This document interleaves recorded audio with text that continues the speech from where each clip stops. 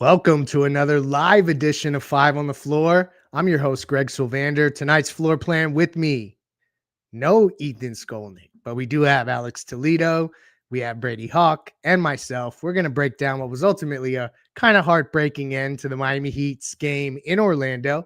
But before we do, have you ever felt like there were red flags when you were transferring money? This is where you got to get in on Cash App's card. The holidays are all about finding the perfect gift, but this time of year, not every deal is actually what it seems. Scammers are getting more creative to trick people into sharing their payment info through methods like fake shopping sites and giveaways that are too good to be true. Luckily, Cash App's 24/7 fraud monitoring helps detect and alert you for unusual card activity should someone gain access to your card, so you can act fast if something seems off. You can also lock or unlock your Cash App card instantly right in the app for extra control and peace of mind. Stay one step ahead of scams this season and keep your money secure with Cash App. For limited time only, new Cash App customers can get our exclusive code to earn some additional cash. For real, y'all, just download Cash App. Use the exclusive referral code SECURE10 in your profile. Send $5 to a friend. Within 14 days, you'll get $10 dropped right into your account. Terms apply. That's money. That's Cash App.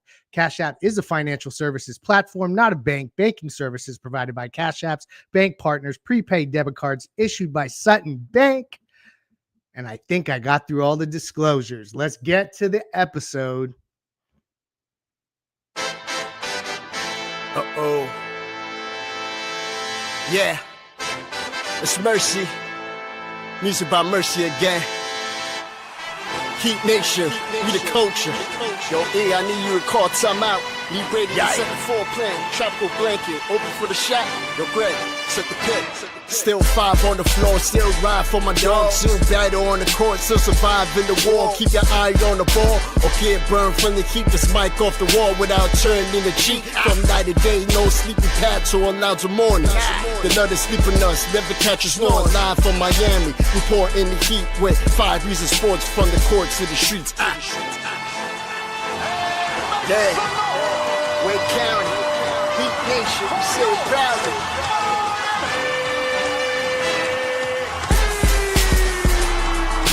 Welcome to Five on the Floor, a daily insider show on the Miami Heat and the NBA, featuring Ethan Skolnick, Greg Sylvander, Alex Toledo, Brady Hawk, and others from the 5 Reasons Sports Network.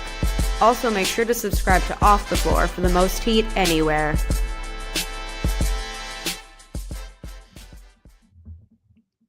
Welcome back to Five on the Floor. Again, I'm your host, Greg Sylvander. Tonight's floor plan, Brady Hawk, Alex Toledo.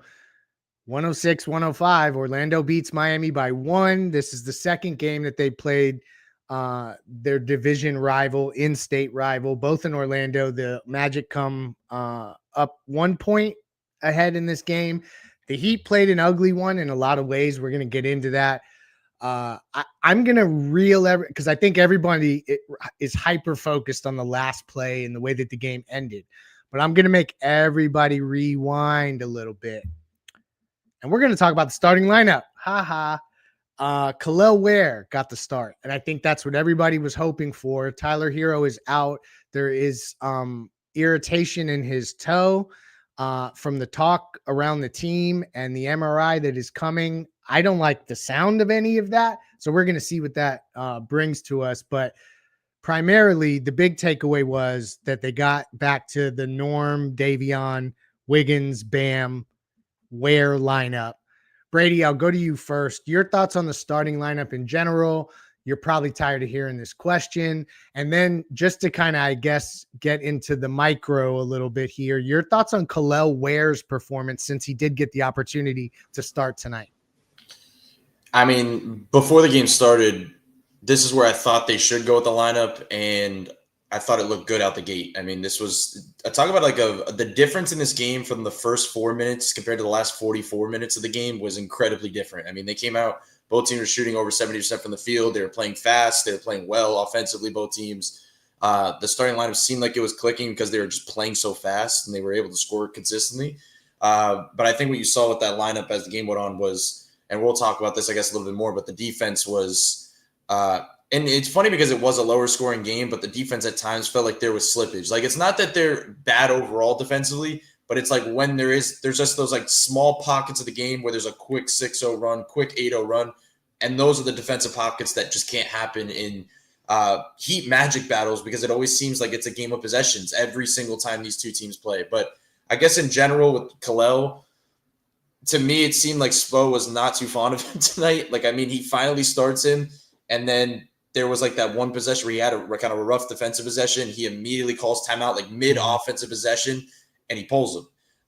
Then we see him kind of not really get second opportunities next to Bam after starting next to him. He's still, I mean, if he's starting with Bam or if he's coming off the bench, he's going to get one small pocket of a stretch with Bam. Like, that's pretty much my biggest takeaway from what they're kind of running right now. Kellel, we talk about it with Nico, but Kellel's a rhythm player. He's a confidence player. And it felt like there's just some nights where you can watch him and it's like he's not really going to find his confidence on a game like this. It's just, it was just a little bit different. They kind of pulled him early. They got away from that big lineup, and then you saw what Orlando was able to do. Look, they're a tough team to match up with. It's one of these, I mean, them, the Pistons, these are type of teams that can do things against Miami that can just jam them up on both sides of the floor. It's like, number one, matching up with them defensively is going to be tough, but there's things these teams are doing offensively or defensively against Miami's offense that are really jamming them, which is, number one, something we're going to talk about a little bit later. But the three-point attempts in this game were extremely down for Miami. I mean, they were at 14 three-point attempts with like 30 seconds left in the third quarter, and it's like, it's hard to do that in this current NBA right now, even as fast as Miami's playing. And it just felt like a lot of deep twos, tough twos. It wasn't like a bunch of layups and paint shots. And that's just what the Detroit did in the loss that Miami had in a loss, and that's what Orlando did. And what do they have in common? They're positionally big. They have positional size across the board. They're able to not help off the perimeter. They're still able to kind of collapse in the paint. And it felt like it just jammed Miami up. So those are my overall kind of takeaways. But yeah, this game, probably the outcome didn't come down to the starting lineup, decision probably, even though we all always make it out to being that. It was honestly more the in-between stuff that happened along the way. Yeah, and it's about who closes. And there was a stretch there where Drew Smith got some minutes. Davion played well. Again, he just is so solid game over game. I'm loving what I'm seeing from him, even in this loss tonight.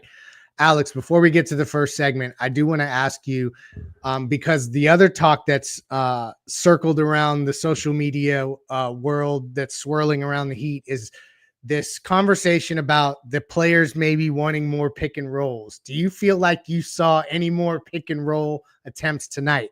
Because I felt like in the last 4 minutes, there were a couple possessions where they tried to get Bam on a lob via pick and roll. And then obviously it kind of the play just broke up and they get into just movement.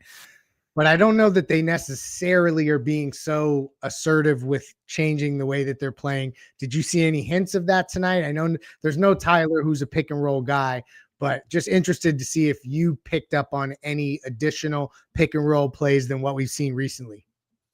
Not necessarily, really. Like I wasn't too focused on that, but I didn't see too many. Like I think they've kind of sprinkled in a couple here and there, like throughout games, and it's very like sometimes they feel spontaneous almost, which I think makes sense because it's like these guys know how to play out of a pick and roll. I think a lot of times it ends up being like we can go to that at the end of a shot clock if the first action doesn't work out. But I think the conversation is interesting because it becomes like just overall it becomes a discussion of like, what do you do with the geography of the team, right? The way that they're kind of laid out, like formation wise, where what's worked so well for them is the driving kick, the constant moving and cutting off the ball, right? And the fact that a lot of times throughout the games, they have 5-out spacing.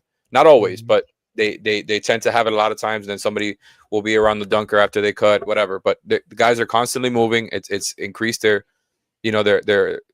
shot attempts around the rim. It's increased their pace. It's all this stuff, right? But if you start mixing in pick and rolls, it kind of messes with that, right? Like it changes the geography there. So I think that's why maybe there's some hesitancy, but I don't think that means that you'll never see it. It'll just be like few and far between especially compared to what we used to see. For sure. I thought that in a close game tonight, it was kind of a moment where we would see if they lean into it more late game, because I feel like you can't get away from it. And so that's why I bring it up. I kind of threw that at you unprompted. So I mean, they can still play fast. Like they can still get into actions quick if they want to run a pick and roll. I guess it really just depends. Like I think it makes sense to balance that out because Bam and Kellel are both great rollers, right? Like they don't always have to be spot up guys, and you have multiple guys on this team who are comfortable and effective working out of pick and roll or handoffs. So I think that's the other part of the conversation is like I always thought like Norman was going to be like a handoff guy. Exactly. Bam. Not only handoff, but yeah. I thought for sure they were going to be running that with Norm. I think there's potential for that. He was also like a sneaky good pick and roll player with Zubac last year. So I'm not necessarily like clamoring for like a ton of them, but I wouldn't be surprised if they started to mix them in here and there a little bit more often while still not doing it that much overall. You know what I mean? Just to kind of mix things up a little bit. Because like, you know, like what they have is working. So I think that'll stay the basis. And then I think those will be like some extra like sort of counters for them. Yep. Let's get to our first segment. We're going to go to the A Aggressive Insurance Player of the Night, and we'll start to unpack the good, the bad, and the ugly of this Orlando Magic matchup. And now it's time for the A Aggressive Insurance Player of the Night, sponsored by our friend Lynette. You can find her at insurancebylynette.com. That's with 2 N's and 2 T's, insurancebylynette.com. If you need car insurance, renter's insurance, homeowner's insurance, or any other type of insurance, she's the person to go to. Based in Lauderhill, she services the entire Tri-County area here in South Florida, and she will make sure to get you the best deal. She'll probably talk to you about the heat while you're at it. Reach out to her, insurancebylynette.com. And now, the player of the game. Where are we going, Brady? What do you think here? I feel like, obviously, like on the Heat side, Norman Bam played well, but it's a little ridiculous to go in that direction when the Magic got the win. The defense was how can I say it? Unsteady tonight. Your thoughts on the player of the night? Yeah, it was probably co-players of the night because I mean Franz Wagner probably deserves it for the 32 points, but I thought Suggs' baskets were probably more meaningful in a lot of those stretches where they were timely. I mean they really hurt Miami in some of those stretches. Like I said, I just felt like there was too many pockets where the defense just wasn't strong, and I saw kind of what we were just talking about with that starting lineup. I saw Spo just commented on the starting lineup where he said that starting group is a little uneven. I just want to see that bigger group to be a plus. We have work to do there. Should be a good defensive group, but that group hasn't been able to defend so far. And I mean, that's kind of his biggest takeaway is that as much as you want to go big and match up with some of these things, I mean, it is fair to say that the Kellel Bam pairing hasn't been strong enough defensively in the ways that you would want it to be for long stretches. Like it just hasn't. Like, yes, there's the moments where you get the blocks and Bam's able to kind of crash out. You're able to kind of clean up some more of the defensive boards, but it's just simply like being consistent on that end of the floor, kind of being able to wreak havoc in the way that they want to, then run out and transition. It really hasn't been there. So to cut it back to the player of the game, I mean, that wasn't good enough for pockets of this game. There were lazy off-ball possessions specifically that I could point out of why Wagner was getting wide open threes. I mean, there was some stuff in the zone that was getting really messy. There was one possession. I thought Jaime was actually pretty good in this game with kind of getting some relief baskets along the way to kind of keep them in it. But there was one possession where Jaime just got totally lost on the opposite side of the zone. They kind of set a back screen, threw it over the top, and it ended in a three. Like those are the type of stuff that was happening on defense that was just allowing them to kind of run off in these stretches. And then the biggest thing, which we haven't talked about probably enough, is allowing them to score off turnovers because this team just kept turning the ball over. Like it really is that simple. It was insane. I mean, we were like, I don't know, Eric Reed and Crowdy were talking about Davion Mitchell's insane like assist to turnover ratio at the beginning of the game. And he wasn't crazy bad with the turnovers and everything. But team-wide, it was just the first 4 offensive possessions of the second half was Miami Heat turnovers. Like it's really hard to win defensive in the mud games when you're turning the ball over like that. And it's not just like out of bounds turnovers. No, it's scoring off turnovers for the other team, wide open dunks, momentum in their building, like all of that stuff. It's really hard to win games like that. So, I mean, credit to Orlando. They had some of their guys, get going. It always feels like Miami handles Paolo in a way where he doesn't like get going insanely, like an insane amount offensively. But Wagner is the vice, where it's like they can never really like stop him from being able to get to his spots in the lane. And then when his 3 ball's falling like it was tonight, it's tough to deal with. So Yeah, they're a tough team to deal with. I mean, they have a lot of guys they can kind of get to offensively at different points. They're a deep team. And Miami just wasn't good enough to me just consistently on defense. I feel like they wasted an opportunity where Desmond Bain could not hit the broadside of a barn, 2 of 16. I felt like that was inevitably going to mean that he made like the game-winning shot in some crazy fashion, but it didn't work out that way. Also, like you said, Paolo Banchero wasn't, the Paolo Banchero that you've seen make all-star teams. Alex, do you think this is a game Miami should have won? I mean, I think it's tough to say that considering you're on Orlando's home floor. They basically have most of their roster. You're missing Tyler, but the Heat had opportunities. They cut it close there at the end. Obviously, they botched the last possession, which we're going to get into to close out the show. But do you think that does this loss feel like one that, I felt like Heat fans were coming into tonight using it a little bit like an Eastern Conference measuring stick. Do you think it's that big of a deal, or do we just move on to the next one? I don't think it's a huge deal. I definitely can understand some frustration, right? For a variety of different reasons. I think for sure you give credit to the Magic. They're obviously better than the team that they showed at the beginning of the season. And even without, like you guys mentioned, with Paolo and Bain both really struggling out there, and 100%, Brady's right. Paolo never does well against the Heat. Like Bam really has his number. It felt like that was the main reason for the starting lineup shift, was wanting to have Bam on Paolo. We've seen that look so many times, and Paolo looks like he doesn't even want the ball. Like he will not attack Bam. I've noticed he is always, which of course it makes sense. Like if I were him, I would be trying to get the switch on literally anybody else too. But he will not attack Bam. Franz really got going, man, and he was really impressive. But like the things that the Magic do show tonight, as far as like their relentless paint attacks, they're in the top of the league when it comes to shots around the rim, top of the league when it comes to free throw attempts. He actually like kind of kept those things down relative to what they do. But man, it's just like the some of the controllable stuff, I think, is what's frustrating, like the free throws. In a game where you lost by 1 point, missing 9 free throws is really tough.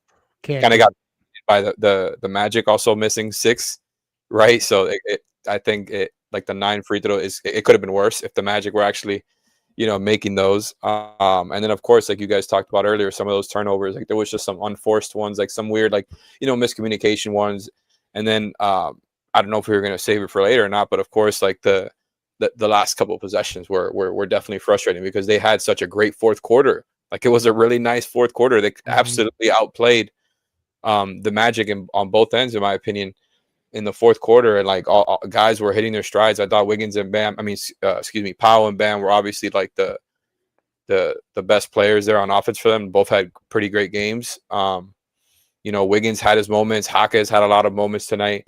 Davion was doing his thing, and I thought they were kind of hitting their stride in the fourth. And then those last 2 offensive possessions where Powell got off, like, that rush shot that really had little to no shot of going in, and then they got the ball back.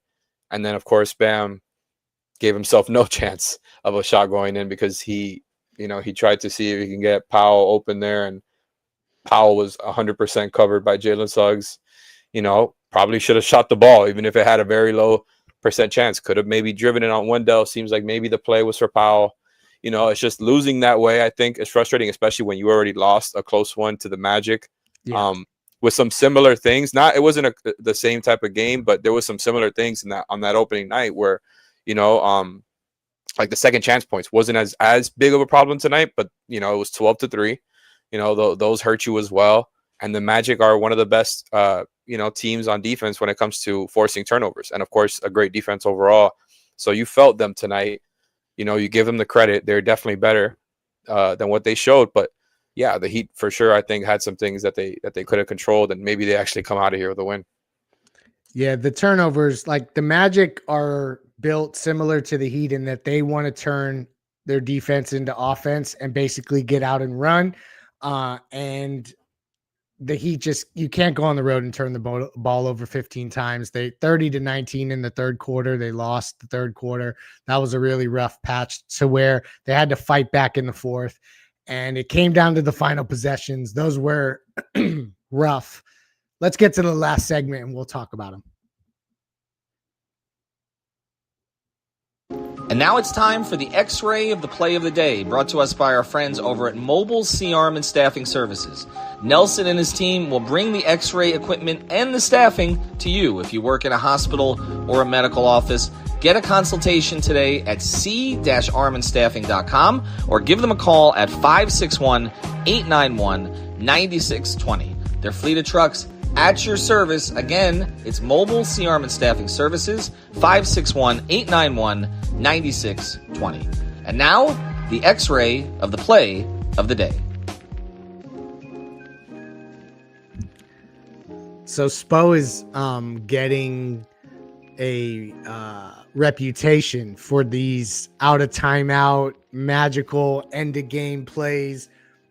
It looked like, and we were talking about this pre-show a little bit, Alex and I, it looked like the play was for Norm, and they inbounded Bam. First off, Brady, what do you think the first play was that they called? Obviously, there was an out of bounds, and they had to kind of reset, and they couldn't call a timeout, so Spo was directing traffic from the sideline. What do you think that they were initially trying to accomplish when they had the first inbounds? I think it was 100% the over the top pass to Bam that they usually run on those baselines, and I think it was a Bam ISO. That's kind of what I read is that play call. It's just down one in that situation. Bam has been cooking all night one-on-one. Let him just go and make a play, maybe get a foul, do something like that. The take foul, I feel like Miami would have been prepared for that. Like I think that was something that was obviously talked about, but the part that I think wasn't was how much time that they took off the clock before they got the take foul, where I think Miami's backup plan was to run the play that they did when they thought they would have closer to 5 seconds. And then now you have closer to 3 seconds, and that you just don't have time to inbound the basketball, run a back screen for Wiggins. If it's there, you can hit Wiggins, of course, but it was never there. He was kind of just looking around. It was never really an option. Powell flies off that, comes into a handoff, which if he hands that off, like we could play devil's advocate because I know they'll say, okay, well, Bam should have handed it off. I mean, that's going to be an insanely tough Powell fade away double team three because if as soon as he hands that off, both Wendell Carter they're both running at him to contest. So I don't even know if Powell gets that off. It just felt like there was a little bit of some trickery with the clock that I think they would have, if you had that extra 2 seconds, maybe Powell, you fake the handoff, Powell gets away, and then Bam goes, or he hands it off to Powell and Powell create. So I think it was some of that with the clock, but it seemed to me like it was just a miscommunication between Bam and Powell not knowing who the play was for specifically because Powell just totally got in his way, and it seemed like Bam was not ready at all to give Powell that handoff. It seemed like Bam thought it was an isolation all the way, which, like I said, I think that was originally the play call on that baseline was like Bam getting the play, which I still think was the right play. But yeah, it seemed a little odd. I mean, I think I said this before. I feel like we've talked about this before, but when we talk about it's either these crazy play calls for Spo or it's ones like this that would end like back then with Jimmy, kind of take you a fadeaway three.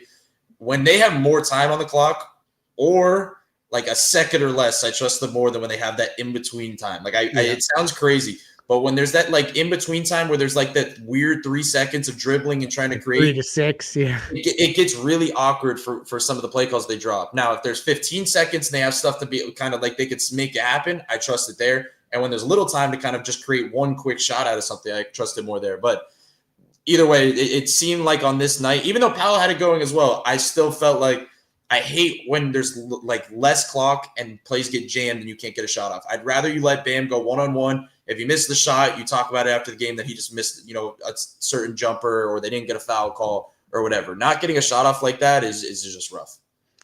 To the point about the play not really getting off the ground, Alex, and this is where we'll close. You're only down 1. Do you think that that the action was happening too high? Like, why are we above the 3-point line? Like, what are your thoughts on that? Do you think that there should have been, I guess, a little closer to where you can get downhill? Am I crazy? I'm not sure. I think it's tougher for Bam to get a running start if you're giving it to him. That's true. Down low. I'm guessing, like, to answer your question about why it was so high up, I'm guessing it was because of the whole like Powell thing. I don't know for sure. I would be interested to see what Spo says after the game, but They also You couldn't know, get the ball in. Like it was also like a case where like the only passing angle to get him the ball, like it was either Powell catches in a yeah, tight corner or Bam rises up above the 3-point line to get it in. That was kind of my initial yeah. view. Bam came in like, and I thought he caught the ball with rhythm, caught it like in a way where he didn't have to like, fight for the ball and come down with it awkwardly, which sometimes can happen. And especially after a few seconds, I've already passed on an inbound when things start to get really awkward, and you got a team that big positionally bothering you and getting in the passing lanes. Like I thought he did a great job getting there, catching the ball right in rhythm, but then he stopped. And that's what tells me that it's like, yeah, it was all about trying to get Norm there. And I get that to a certain extent. Like I think it would have been great if he would have just kept that rhythm going and gone downhill, and maybe he would have gotten up like a low percentage floater. Maybe he would have got a foul call. Maybe, who knows? It's better than not getting a shot off, I guess. I understand wanting to go to Norm, like I said, but Suggs, it's not like they couldn't create any separation with him. Like Norm was completely covered, and I think he took too long, or either or just in general, like the hesitation, I think threw off any rhythm he had, any chance of getting downhill, and he just took too long to like decide to do something. And I think that little extra second of hesitation, half second of hesitation before you knew it, like he was kind of in this tight space, couldn't even get a shot off. Like it's an unfortunate way to lose what was a pretty good game. Yeah, I was disconcerted with the fact that they didn't get a shot off because they've been so precise with all of the actions out of timeouts. I know that the inbounds thing was frustrating, and there was a lot of deflections in this game. Ultimately, the beauty of the NBA is the Heat get to put this one out of the memory bank, get back on the back on the court tomorrow night at home against Sacramento. I think it's Sacramento. Brady and Alex I don't know. Brady and Alex, I don't know where they'll be, but I always say they're going to be at the game. Ethan will be covered there.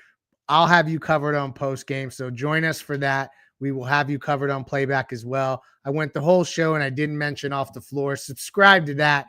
The link is in the description here. That's where you need to be talking Heat. Don't talk Heat anywhere else. The realest Heat fans are on Off the Floor, the most Heat anywhere. Have a good night. Peace.